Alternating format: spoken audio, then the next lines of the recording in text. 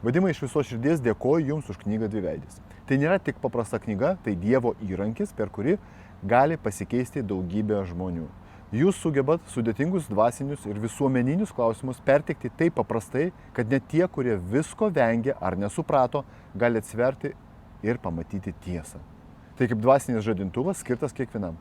Ši knyga man labai artima, prie mano vyro prisilietė šventoji dvasia ir į jo širdį atėjo Jėzus.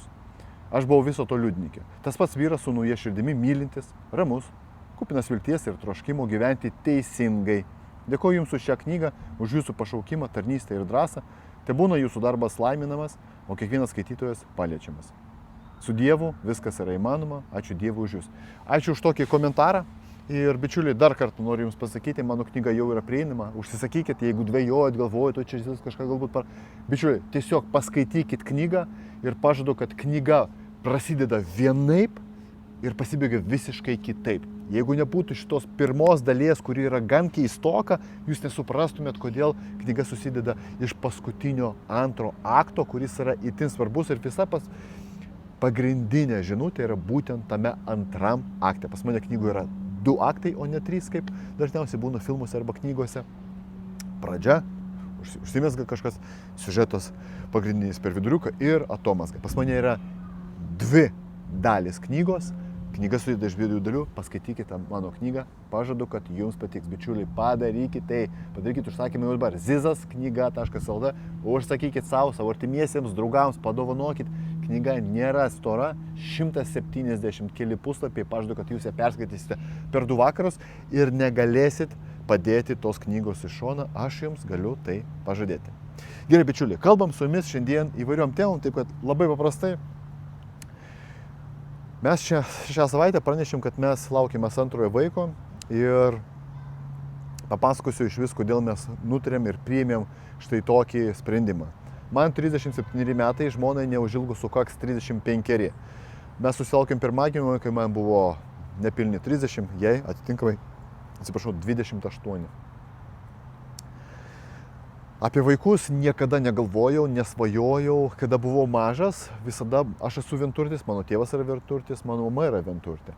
Mano tik tai seneliai turi keletą brolių ir seserų, bet mes jų nepažįstam ir jie arba gyvena kitoje šalyje, pavyzdžiui, nes iš mamos pusės tai ir tėvas ir mama jos yra ukrainiečiai, tai mes Ukrainoje N kartų buvom, tai jie gyvena tenais. Mano senelio arba senelės broliai, seserys ir jų visa giminė. Tai aš visada augau toks, kad aš buvau vienas anūkas, pas mane buvo seneliai ir mūsų šeima buvo visada nedidelė. Reiškia, mes 3, aš, mama ir tėtis, daugiau vaikų neturėjo mano tėvai. Atvažiuodavom pas močiutę, tai prie to prisidėdavo tik dar močiutė arba senelės, tai maksimum 5. Jeigu dar nuvažiuodavau pas kitus senelius, tai dar prisidėdavo 2 žmonės, visi kartu, jeigu mes būdavom, maksimum mes buvom 7 ir tai vykdavo 1-2 kartus per metus, keliom dienom išeiginėm ir taip toliau. Aš visada žiūrėdavau arba filmus, arba serialus, arba kai kurios draugus aš matydavau, kad kažkaip fainiau yra, kai yra daugiau brolių, seserų, kai yra keli vaikai šeimoje.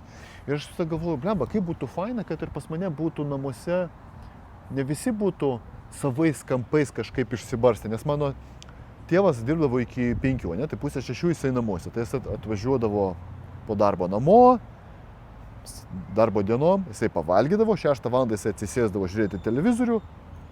Ir jeigu aš jį norėdavau pamatyti, aš jį visada surasdavau prie televizoriaus ekrano. Viskas. Jisai buvo pavargęs žaisti su manim krepšinį, futbolą, pamėtyti kažką padaryti, kortom pažaisti, nežinau, šachmatais pažaisti. Jisai buvo pernelik pavargęs. Okay. Mama tuo metu, mes su mama turėjom gerus santykius, jos, sakau, turėjom, nes jinai nėra gyva, tėvas mano gyvas dar. Mama jau nebėra gyva, jau daugiau negu 10 metų aš su ja nesikalbėjau, nes 14 metais jinai pakliuvo į komą, 18 metais jos širdis sustojo. Tai daugiau negu 10 metų mes su ja neturėjom galimybės pasikalbėti, nes jinai buvo komui. Bet aš, kai augau, tai man su mama nebuvo labai įdomu, kai man sukako turbūt jau kokie 8 arba 10 metų. Man norėjusi tėvo bendravimo, su tėvo vyriškos kažkokios tai energijos. Mama irgi, arba jinai buvo mokytoja, jinai arba tikrindavo po darbų namų darbus savo mokinių, arba tiesiog irgi žiūrėdavo kažkokį tai televizorių ir viskas. Ir mes niekada neišeidavom su šeima pasivaikščioti po kiemą, arba mes gyvendavom Justiniškėse. Geras tada buvo rajonas ir buvo dideli miškai, laukai tokie, galima buvo tenai su šuniu pasivaikščioti. Niekada to nebuvo. Nuo pirmadienio iki penktadienio, reiškia, darbas, po darbo pavalgyti, televizorius. Nieko bendro mes kartu neveikėm niekada. Ir jis tėvas, reiškia, salionė, pagrindiniam kambarį, prie didelio televizoriaus, mama arba virtuviai tikrina namų darbus, ten kažką daro ir žiūri ten teliką, arba miegamajame žiūri teliką, o aš savam kambarį, arba su draugais lakstau, arba savam kambarį. O jeigu prastas oras, o jeigu žiema, o jeigu ruduo, tai nežinau, ką ir daryti. Tai man visada būdavo kažkaip liūdna ir aš visada galvojau, blemba, tiesa pravažiavo. Blemba, kaip būtų gerai, kad turėčiau brolį arba sesę, kad mes kambarį gyventumėm dviese, kad mano kambarys būtų toks, nors kokį mini lanką pakabinti, galima būtų pamėtyti kokį nors, nežinau, suglamdytą popieriaus gabalą ir taip toliau. Bet niekada to nebuvo. Ir aš taip augau ir galvojau, blemba, kaip būtų faina, kad pas mane užaugos būtų didelė šeima. Ir aš su tą mintim kažkaip augau, bet kada mes susitikinėti pradėjom su žmona, kada mes jau netgi susitokėm, aš sakiau, aš nenoriu vaikų, bent jau kol kas. Ir iki šiol man vaikai svetimi. Pas mus yra sūnus Ričardas, man tai yra svarbiausias žmogaus gyvenime ir aš sakau, kad ir iš tikrųjų taip yra, aš jį myliu labiau už save, už žmoną, už tėvą, aš jį myliu labiau už viską, apart Jėzaus Kristaus. Bet man svetimi vaikai, man jie, ne tai, kad neįdomus, ne tai, kad jie man nepatinka, aš nemėgstu žaisti su svetimais vaikais. Vat kai yra svetimi vaikai kažkieno ten, pavyzdžiui, mes iš kiemo išeinam, čia daug įvairiausių vaikų, mano sūnaus draugų ir taip toliau, aš su jais nebendrauju, aš su jais nežaidžiu. Man nėra noro su jais žaisti. Tai man visi tie vaikai, aš kaip myliu vaikus, aš juos, jeigu reikės gelbėti, užstoti ir taip toliau, apginti juos, aš tai padaryčiau.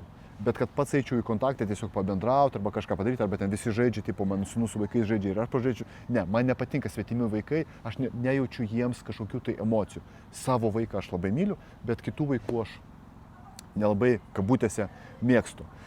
Tai va, ir atėjo po to laikas, aš pajutau, kad būdamas 28-29 metų, aš pajutau, kad yra tokia meilė manyje, kurios aš negaliu išreikšti niekaip kitaip.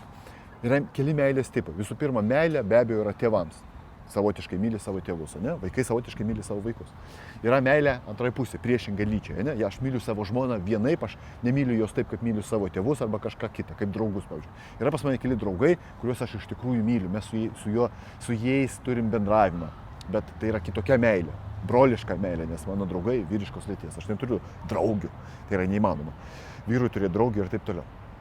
Yra meilė šuniui, ne, gyvūnams. Mėgstu šunis, mėgstu kates, šunis labiau negu kates ir taip toliau. Yra savotiška, kabutėse, meilė kažkokiems tai daiktams galbūt. Aš mėgstu automobilius, aš mėgstu techniką, aš mėgstu ten, nežinau, naujas iPhone'as, o naujas kompiuteris, nežinau, nauja kamera, nauja linzė ir taip toliau. Yra meilė savo veiklai. Aš myliu tai, ką aš darau. Kaip matot, šitie video surinka ten 1000 peržiūrų ir aš nieko iš to negaunu, bet man patinka su jumis bendrauti. Aš žinau, kad kažkam aš padedu, kažkas manęs klausosi, kai jisai dirba, sportuoja, kažką daro, nežinau, ruošiasi, važiuoja galbūt ilgoje kelionėje ir taip toliau. Aš myliu savo darbą, man tas labai patinka. Bet atsirado širdyje tokia meilė, kurios aš niekaip negalėjau niekur nukreipti. Ir kur aš ją benukreipčiau, man visur buvo atmetimas. Ne, netinka, žinot, kaip klaida, ne ten. Ir aš su laiku supratau, kad tai yra meilė visiškai naujo tipo ir tai yra meilė mano būsimiems vaikams.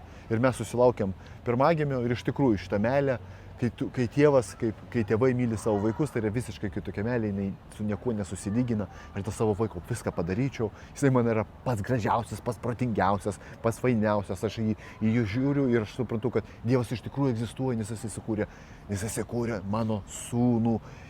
Aš žiūriu, kaip jisai valgo, kaip jisai miega, kaip jisai vaikšto, kaip jisai laksto, kaip jisai mokinasi, kaip jisai skaito, kaip jisai bendrauja, kaip jisai juokauja. Kad ką jisai darytų, man jisai yra tobulas. Suprantat, mano sūnus, aš myliu savo sūnų. Tai va,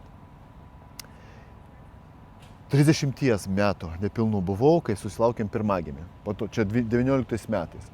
20 metais jūs viską žinot, pandemija ir taip toliau. 21 metais mes sakom, viskas gana.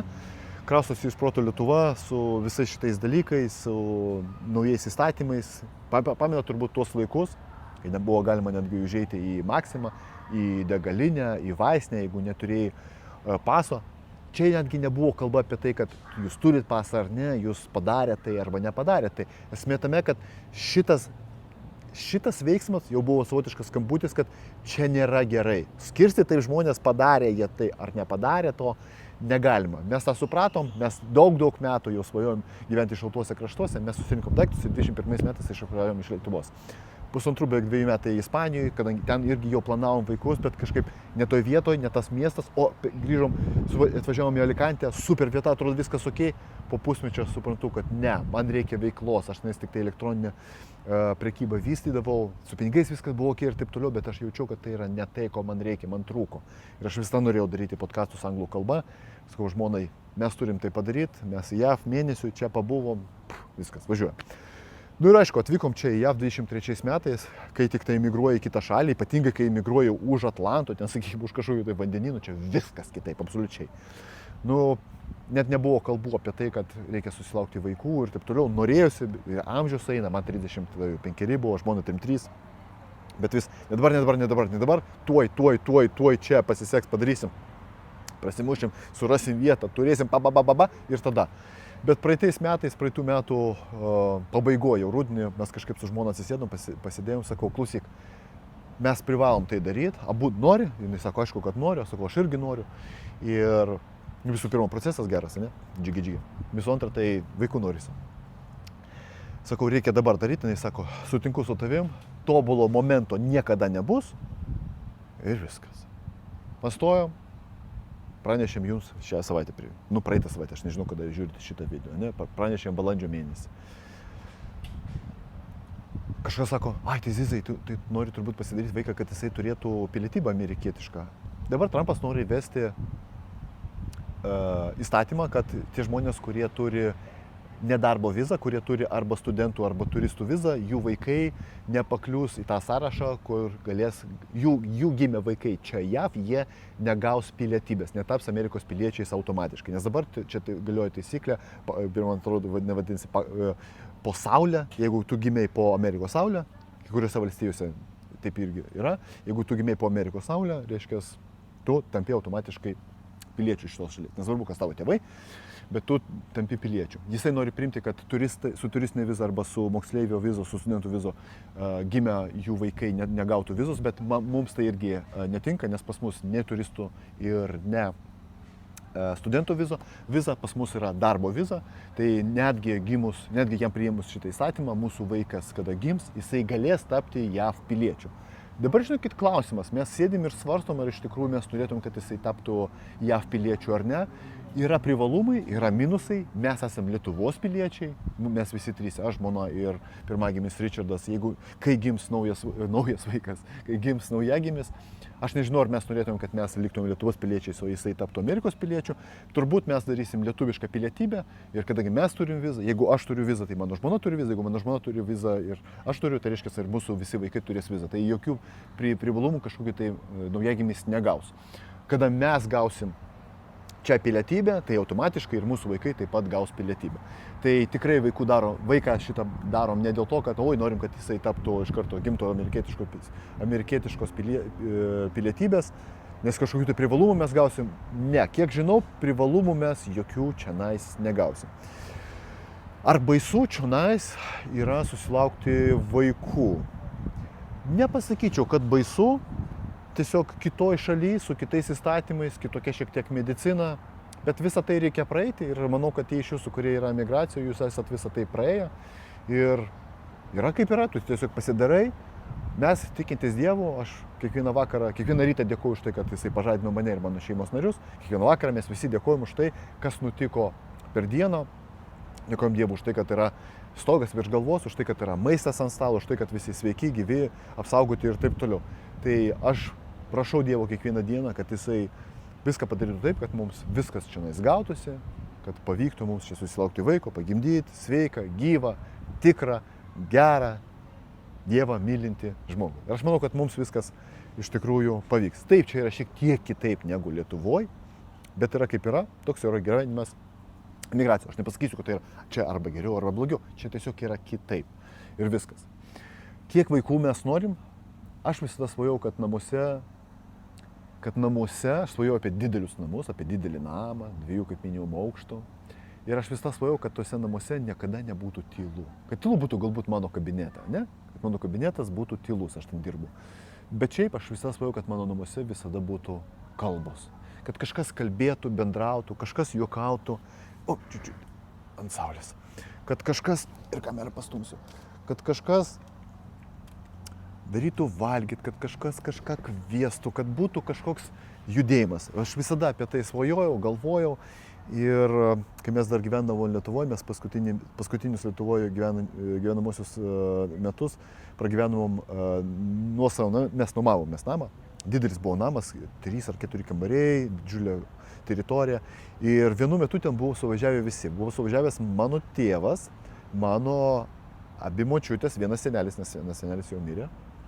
Ir buvo atvažiavę mano uošviai. Ir tada tam name dienos metu būdavo 10 ar 12 žmonių. Ir man, žinokit, taip patiko. Kažkas su anūku žaidžia, kažkas su proanūkiu žaidžia, nes Richardas jau turi savo proseninių ir taip toliau. Kažkas bendrauja, nueini į vieną kampą, jie kažką daro. Policija skraido. Kažkas kažką daro, kažkas ten kepa šašlyką, kažkas valgo, kažkas, pas mus ten mini daržas buvo, kažkas skina šilauogės, braškės, pomidorus pažiūri, kažkas tenais obuolius skina, kažkas važinėja dviračių. Man tas labai patiko ir aš labai noriu, kad pas mane tai būtų, kad man neužilgo 40 už kelių metų, už 3 metų. Aš noriu, kad aš susilaukus 50, kad pas mane šeimoje būtų visada daug juoko, daug kalbų, kad tai būtų mane mylintis ir mano mylimi žmonės, su kuriais būtų galima pabendrauti, padaryti kažką, iškepti maisto, pasižiūrėti kokį serialą, filmą, aptart kažką, nežinau, pasižiūrėti rungtynės, UFC pasižiūrėti ir taip toliau, kad būtų visada kažkokie tai žmonės.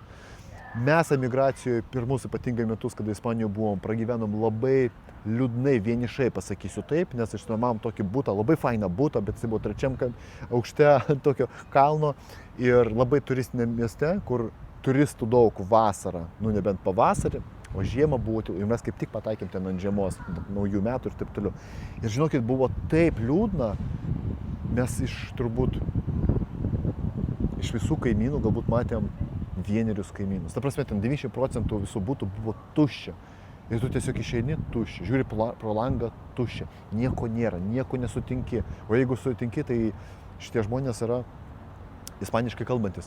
Ir mes supratom, kad tokio vienišumo mums nesinori. Pavyzdžiui, mes gyvenam tokiam kompleksui, kur dabar vaikai ten laksto, žaidžia ir taip toliau.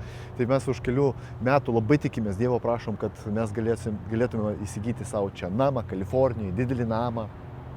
Ir ten būtų kaip minimum 2, dar geriau 3, galbūt netgi 4 vaikai. Taip, žinau, kad tai yra nelengva. Man visi sako, kad kai gimus antram vaikui visas gyvenimas pasikeis, apsivers viskas aukštyn kojom.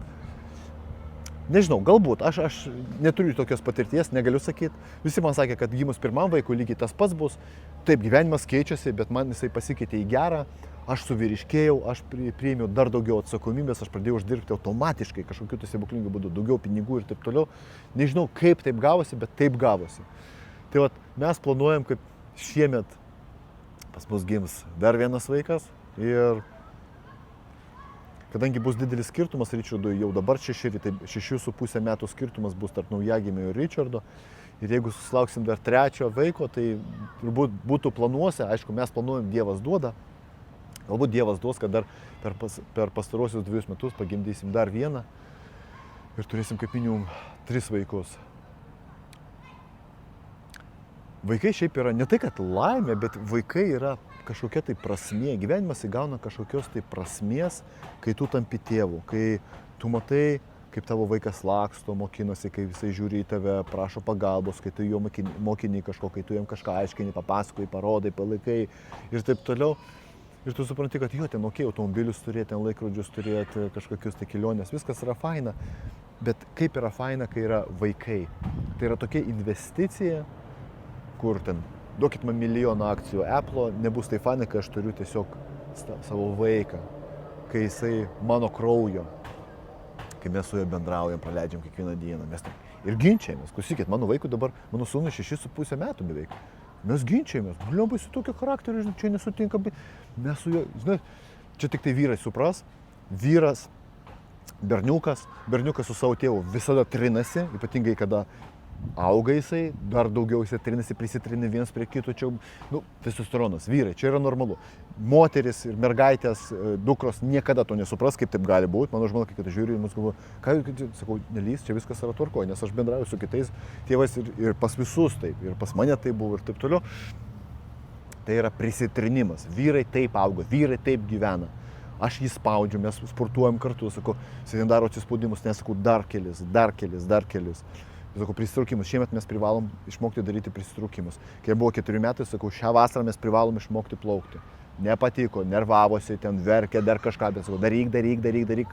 Pradėjau plaukti, išmokė plaukiot, dabar plaukioja kaip žuvis, super.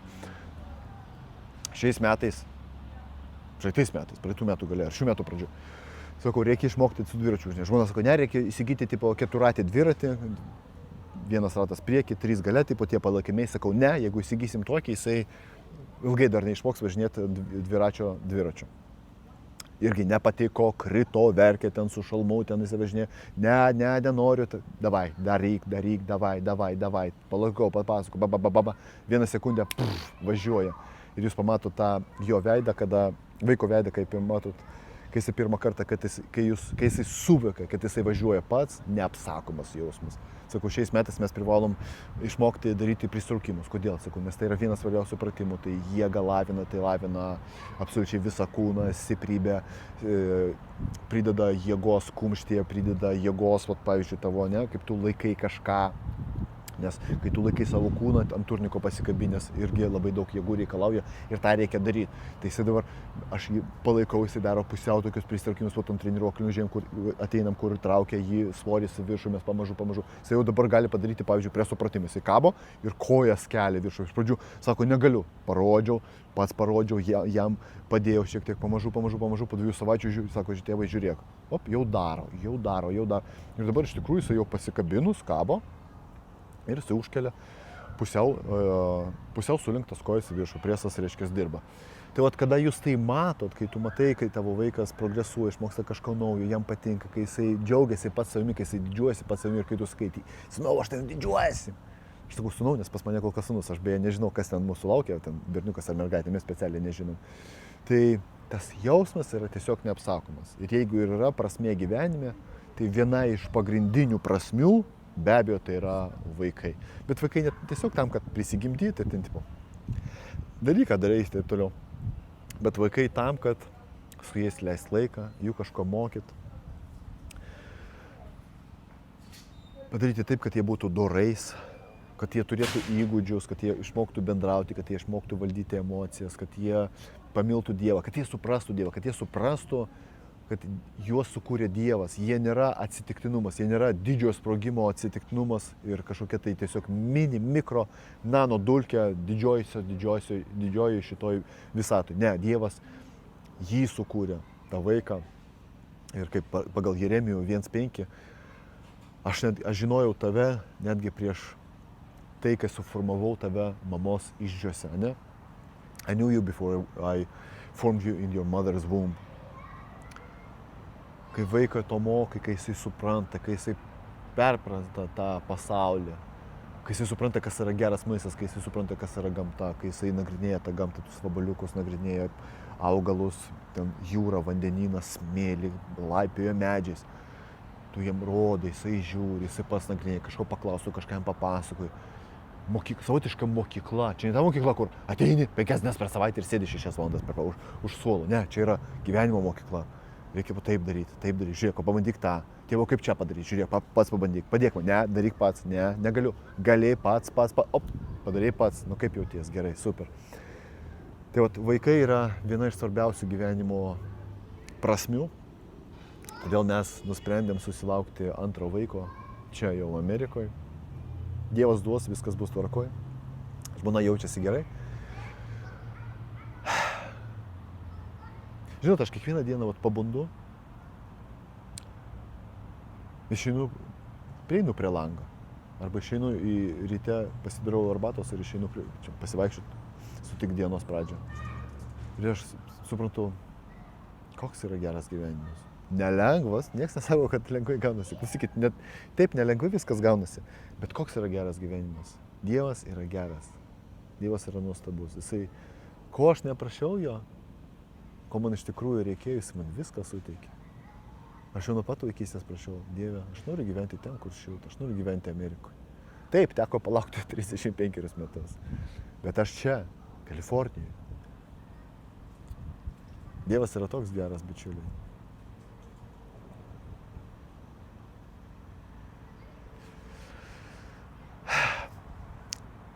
Manau, kad nekalbėsim daugiau šiandien jokia kita tema. Aš manau, kad išsiplėčiau beveik kiek čia pusvalandžiui, kalbant apie vaikus ir apie Dievą be abejo.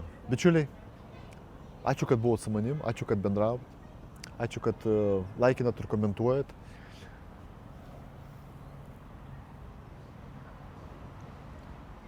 Jeigu turit vaikų, jūs suprantat mane, jeigu dar neturit vaikų, patikėkit, vaikai pakeis jūsų gyvenimą į gerą. Ir kuo greičiau jūs atrasite Dievą, ne tą, kuris yra bažnyčioj, ne tas, kuriam reikia aukoti pinigų, ne tas, į kurio bažnyčią reikia nueiti ir ten 2 valandas su tai pasėdėti, kažką paklausyti nesuprantamų ir išeiti. Dievas nieko bendro beveik su šituo neturi. Tikras Dievas yra tiesiog Biblijai. Tiesiog reikia paimti, paskaityti Bibliją. Bet jeigu nenorit nuo Biblijos, sudėtinga knyga, nepatiko jūs, senai bandėt, pernelik stora knyga, sudėtinga kalba parašyta knyga, bičiuliai, įsigykit mano knygą Dviveidis. Tai yra savotiškas įvadas prie Biblijos, savotiškas įvadas prie Dievo. Labai paprasta kalba parašyta apie svarbiausius gyvenimo dalykus. Jeigu jūs mane sekate jau kurį laiką, įsigykit mano knygą Dviveidis. Bičiuliai, knygą rašau iš visos širdies, iš gerų ketinimų. Ir aš iš tikrųjų pridėjus ranką prie širdies, galiu pasakyti, kad aš tikiu visų 100%, kad mano knyga gali pakeisti pasaulį. Jeigu žmonės ją perskaitys, jinai gali pakeisti pasaulį. Tave bičiuli arba bičiulė besiklausančia, šita mano knyga iš tikrųjų gali pakeisti tavo gyvenimą. Įsigyk šią knygą, perskaityk ir parašyk man po to grįžtamą ryšį, nes man jisai labai yra svarbus. Ačiū, kad buvai su manim, tai laimina tave Dievas, Jėzus Kristus, neprarask sveikatos ir sveiko proto. Iki kito karto, iki.